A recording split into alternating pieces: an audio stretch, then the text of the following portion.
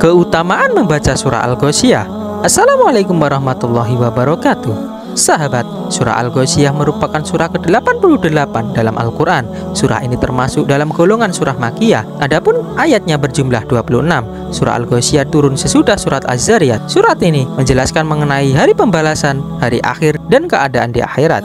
Sebab-sebab diturunkannya surat Al-Ghasyiyah. Imam Ibnu Jarir dan Imam Ibnu Abu Hatim mengetengahkan sebuah hadis melalui Qatadah mengenai asbabun nuzul atau sebab-sebab turunnya surat Al-Ghasyiyah. Surah Al-Ghasyiyah turun karena ketika Allah menggambarkan kenikmatan-kenikmatan yang ada di dalam surga, orang-orang sesaat merasa takjub dengan hal itu. Maka Allah menurunkan firman-Nya melalui Quran surat Al-Ghasyiyah ayat ke-17 yang artinya, maka apakah mereka tidak memperhatikan unta bagaimana dia diciptakan? Ketika surah tersebut turun, orang-orang kafir merasa takjub dan menganggap aneh hal itu. Maka Allah menurunkan ayat selanjutnya yang memberikan instruksi untuk memperhatikan benda-benda di sekitar sehingga dapat memahami kebenaran mengenai akhirat. At-Tabrisi mengemukakan dalam sebuah hadis dari Ubay bin Ka'ab bahwa Nabi Muhammad SAW bersabda, barang siapa membaca surah Al-Ghasyiyah, maka Allah menghisapnya dengan hisap yang ringan. Kandungan surah Al-Ghasyiyah.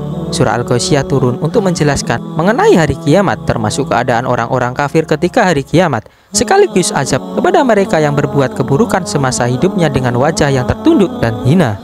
Azab tersebut juga ditujukan kepada orang-orang yang gemar mengejar dunia. Mereka akan masuk ke dalam neraka yang memiliki api paling panas daripada api di seluruh semesta. Mereka tetap diberi air minum yang diambil dari sumber mata air yang panas pula. Makanan pun yang diberikan tidak kalah buruk dan tidak nikmat sama sekali. Mereka memakan pohon yang berduri.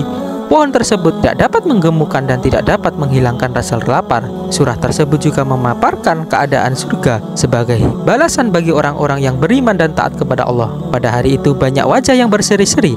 Mereka merasa senang masuk ke dalam surga yang kedudukannya tinggi.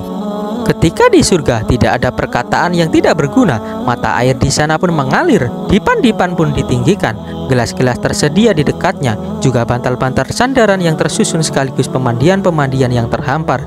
Surah tersebut juga menginstruksikan untuk memperhatikan keajaiban ciptaan-ciptaan Allah, misalnya memperhatikan unta, bagaimana ia diciptakan, dan langit, bagaimana ditinggikan, dan gunung-gunung bagaimana ditegakkan, dan bumi bagaimana dihamparkan. Allah memberi perintah kepada Nabi Muhammad untuk memperingatkan umatnya mengenai ayat-ayat Allah.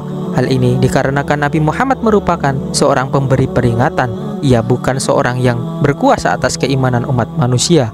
Wallahu a'lam bishawab.